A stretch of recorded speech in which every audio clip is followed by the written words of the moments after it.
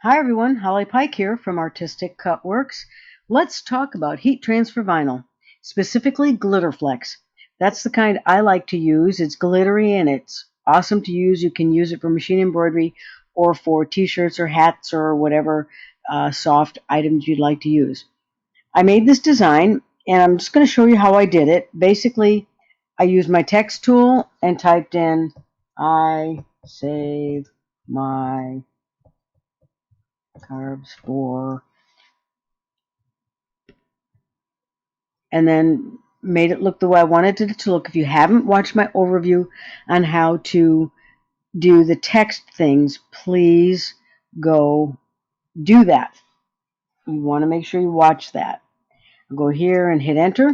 So now I saved my carbs for. I'm going to highlight it, center it, and that one's done. Then we'll do another one, and we'll do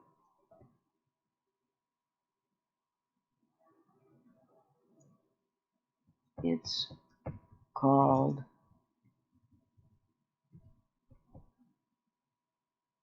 I can't spell PRIO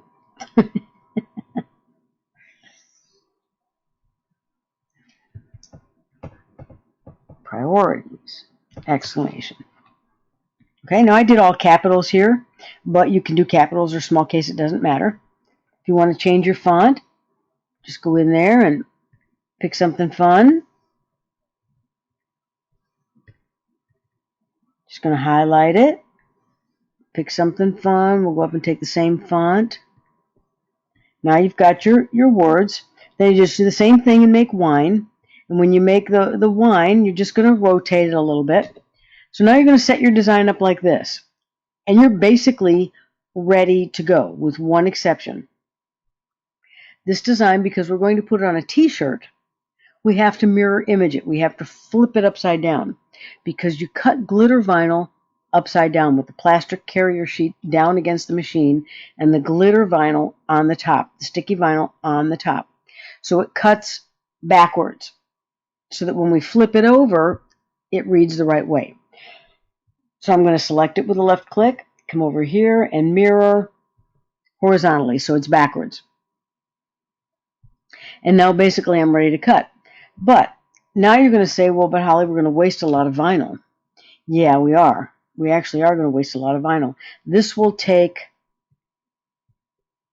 1, 2, 3, 4, 5, 6, 7, 8, 9 inches by 1, 2, 3, 4, 5, 6, 7.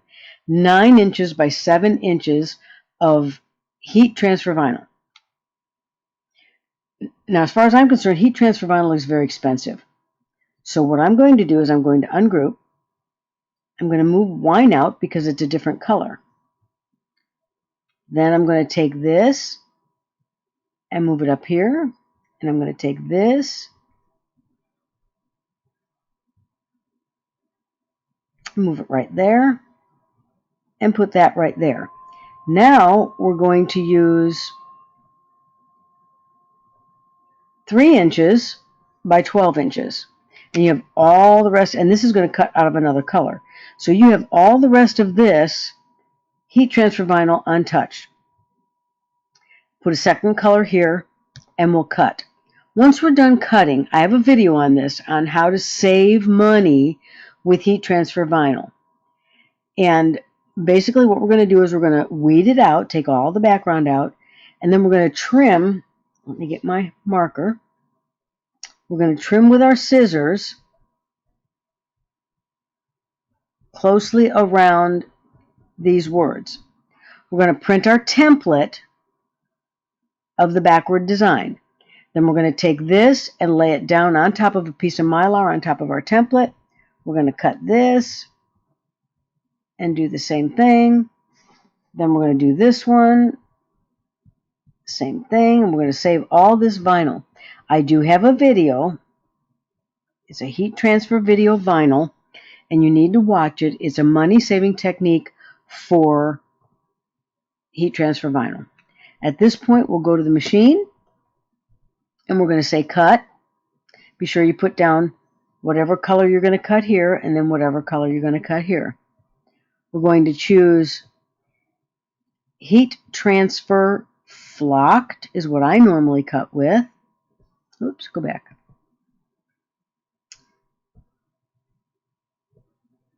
Heat transfer flocked. I'm going to use my ratchet blade, and notice our blade is at 3. Speed is 5, force is 33. That's pretty good force. And we're going to cut. Then you'll watch the vinyl or the video on how to do this and get it all lined up. That's all there is to creating a design.